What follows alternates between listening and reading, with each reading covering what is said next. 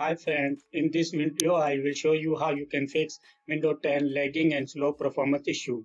Let's get started. Step 1. Right click on taskbar and then click on task manager. Click on more details. Now here move to startup tab. Here it shows all the programs which are start on your Windows startup. So disable all the unwanted program from startup. Select the program and then click on disable. Once done, step 2. Click on Windows icon. After that, go to settings.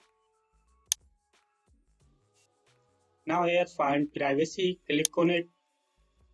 On the left hand side, scroll down till you see background apps. Click on it. Now turn off the background apps. Step third, right click on this PC. After that, click on properties. Click on advanced system settings. Now here find performance and then click on settings. Now select adjust for best performance option and then click on apply and then on OK.